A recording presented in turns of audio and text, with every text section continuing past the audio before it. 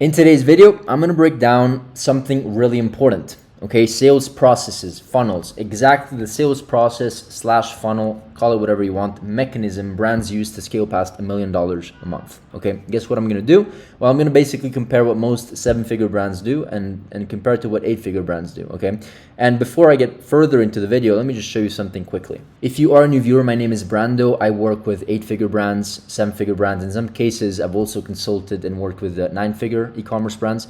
For some reason, this is a slow day for this client, but let me just bring you through a random month so you see the type of caliber of clients that we're typically used to working with. Let's just say March. As you can see, over $1 million. And this is actually not even the best months. But yeah, this is just to show you that the type of caliber of clients that we're typically used to working with and the data that we have access to. Great, so let's get right into the video. I'm going to start talking about 7-figure companies. Typically lower 7 figures is what I'm seeing this, mid 7 figures as well. This is what I'm seeing what the problem is with like how they approach their sales process and their entire funnel, which is extremely important because then the ads don't work as well on the front end. So first of all, they copy and paste sales processes from competitors, okay? And so I understand that.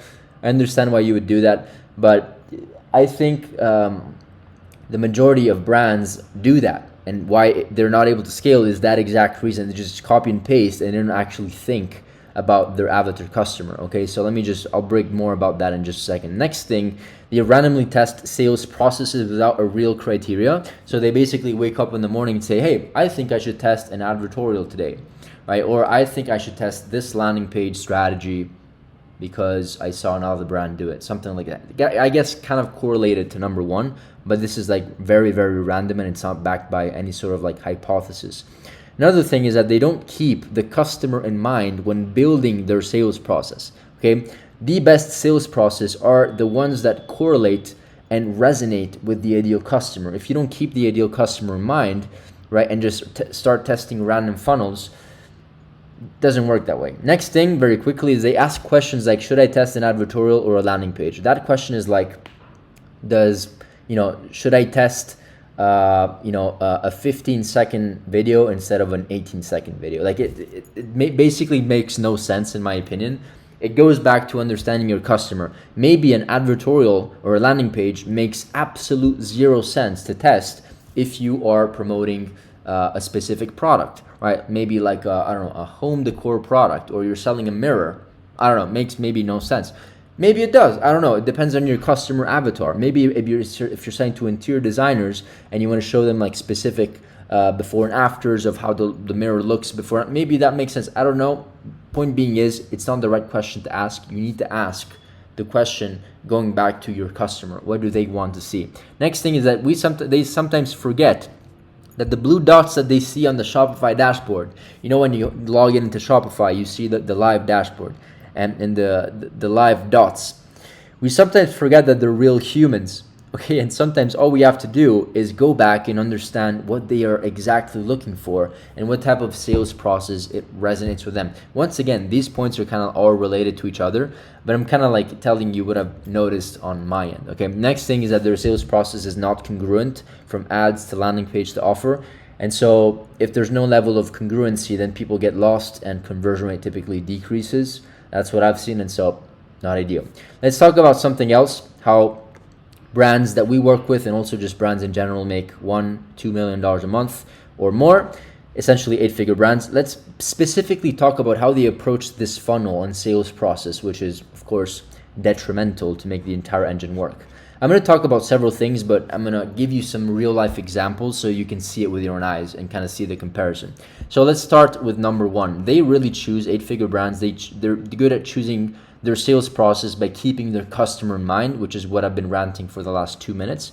And let's go over an exact example of how that actually looks like and correlates to a real life example. Let's just say that the persona that we're targeting, right, is a 48-year-old Sally that cannot get rid of her flappy arms, bat wings. I always make this example just as a reference. So she can't literally get rid of her flappy arms. They're just flappy and they're like bat wings. That's how they call them, bat wings. And so despite of that, she's basically working out every single day and busting her ass to get rid of them, but it's not working. So the marketing angle that we want to approach here is that you don't need to lose weight, right? Or tone your muscle to get rid of flappy arms. And the perfect solution is a natural vibrating red light therapy or whatever beauty device that tones underarm fat, okay? Because we did the research, and only because we did the research, we understood this thing. We found this element that her emotional world, what she feels emotionally, are the following things, but one in particular, which made me come up with this sales process. Okay, so you understand what I mean. She feels ignored. 48 Sally feels ignored by most fitness diet ads because they're all about fat loss. And she tried to reduce, like she literally tried to lose fat and it didn't work. So I came up with this genius sales process. I'm just kidding. But it's basically, I think, a sales process that I would 1000% test. And by the way, I took inspiration from a multiple 8-figure brand. I forgot which one it was, but they're crushing it. And so let me take you through the funnel. We start with a long form BSL ad and with a hook with a trainer telling people she trained women for 20 years and there's no workout to fix flappy arms. So she basically reaches out to specialist dermatologist that presents this 5-minute per day at home solution. Note, as I say here, this process, right, this approach could work well as it comes from a trainer perspective, right, that would normally sell a training program, which, going back to over here, she's really she feels ignored by most fitness diet ads because they're all about fat loss, aka like a special pill or a training program. So this approach could work well as it comes from a trainer that would normally sell a training program or whatever. In this case, the trainer is being honest and recommending a dermatologist approved product. Right, so this is the framework of the video. The personal trainer is the hook so that they put their guard down, right? Especially in the hook is like, I've been working with, I actually have the hook over here. I'll tell you later. It's basically personal trainer hook, takes away the sales tension, as I said before, and hands over the mic to the dermatologist that does the selling for you with authority. So this is an example of a sales process that I would encourage. From here, it goes to a case study relatable story listicle, which looks something like this, the title. I've trained 1,000 plus women in 20 years, and I could never fix their flappy arms until one of my clients tried this solution, okay? And so it would be an advertorial. And by the way, like I'm basically bringing you through a sales process by keeping the customer in mind, so you understand what I mean by that, right? So the intro would be, I've trained 500 plus women, 2,000 women, whatever the number is, over 10 years, most over 40. So we're also bringing up the avatar customer. The problem, no matter how consistent they are, flappy arms wouldn't go away, especially in lean women, which is the target and the persona that we're targeting. The frustration is that we tried this, and that, and it didn't work.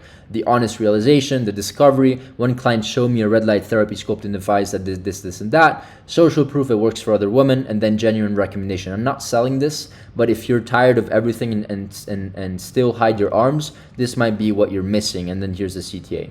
Here's the device for my clients loving it, right? And so this is a perfect example of like an unbiased sales process by keeping in mind what the customer actually fears. In this case, she feels ignored. That is basically what it is. And then we could have also done other funnels for her. She embarrassed despite being thin, right? The other angle could have been she is thin and can't rid of her flappy arms. Not the workout, but just her being thin. That is like another type of angle, right? The more we are focused on the persona we're targeting and solving a problem for, and the lower the CPMs on the front end, because there's most likely less competition if we're being more specific to one persona. And it makes you think of how you want to structure your sales process. Moving forward, product page is an offer personalized to a 48-year-old skinny Sally, whatever her name is, with flappy arms. The offer should be around solving the problem primarily. So what I mean by that is I've talked about this many times. They're basically, this company, they're doing quite well. They're basically, I'm saying basically a lot in this video, so I'm not sure why. But they're essentially changing the name of the product to suit the problem that they're trying to solve for their avatar customer. So in this case, arm lifting device, that's what we're trying to solve as a problem. Anyways, moving forward, what is the conclusion? The secret to the best sales process is to understand who you are marketing to is a human, just like yourself. You don't need a secret funnel strategy, as I say. You just need to deeply understand who you are dealing with.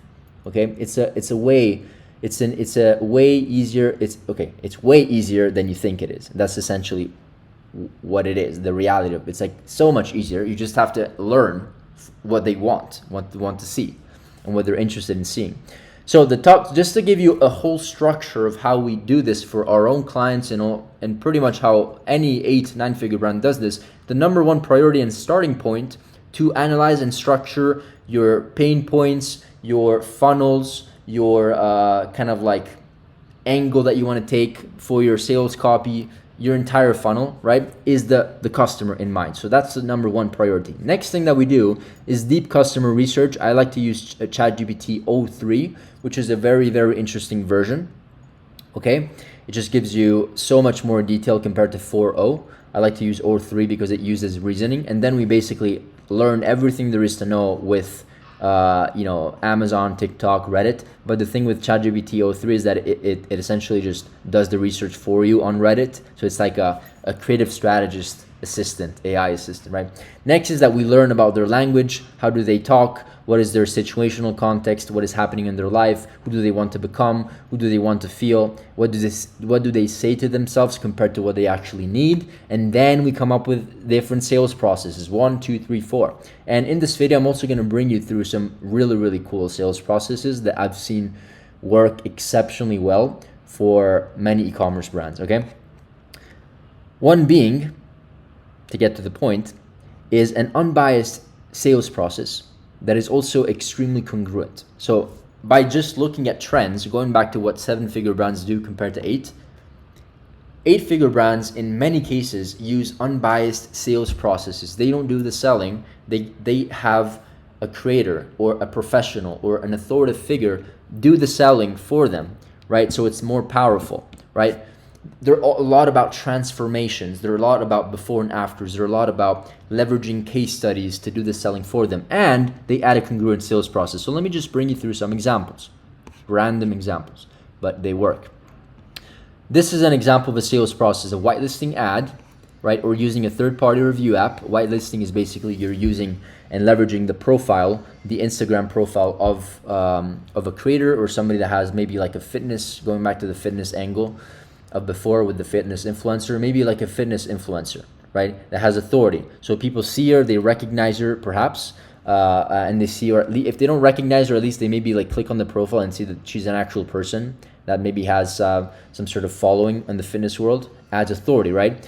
And we try to make something super raw and unbiased, right? And then it goes to maybe like an unbiased third-party review site, which is owned by you, which is like 14 best Korean face masks for a glass skin glow. And then you start with 14, you go down to 10, 5, 4, and then the first option or the best option, guess who it is? It's you. And then it goes to the offer. This is an example of a very unbiased sales process, right?